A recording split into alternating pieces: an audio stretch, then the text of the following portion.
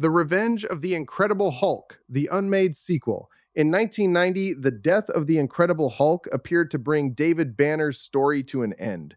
After rescuing Jasmine and the kidnapped scientists, the plane explodes, sending the Hulk falling thousands of feet. He hits the ground. Only afterward does the Hulk transform back into David Banner. Jasmine finds Banner alive, but barely. She tells him they can finally be free. David's final words are, "Jasmine, I am free." Then he dies. It was supposed to be the end, but it wasn't necessarily planned that way. A fourth Hulk television movie was already being developed. It was called The Revenge of the Incredible Hulk, with Gerald DePago returning as writer. By July 10th, 1990, a script was reportedly being written. Earlier development had also included plans for Iron Man to make a brief appearance.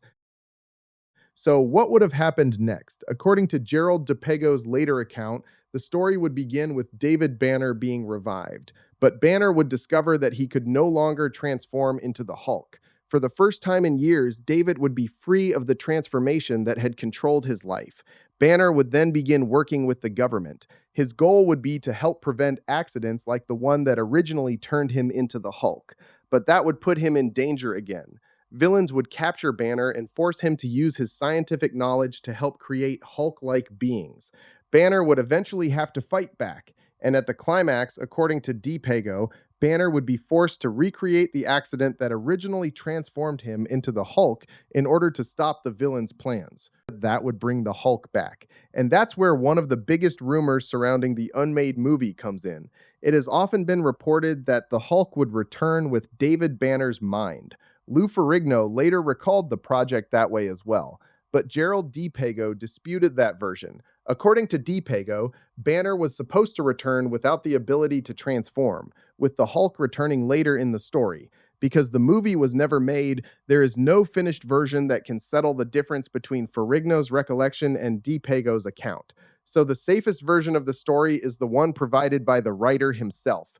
Banner is revived, he can no longer become the Hulk. He works with the government, villains capture him, they force him to help create Hulk-like beings, and eventually, Banner recreates the accident that created the Hulk. The Hulk returns. There was also a major misconception about why the movie was canceled.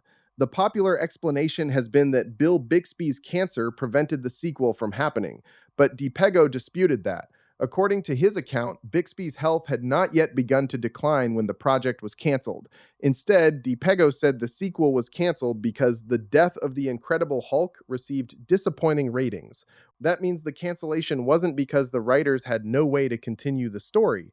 They had a story, they had a writer, they were developing a script, and they had already figured out a way to bring David Banner back. The problem was the audience. The ratings weren't strong enough to justify moving forward, and so the Revenge of the Incredible Hulk disappeared. Bill Bixby would later die from prostate cancer in 1993.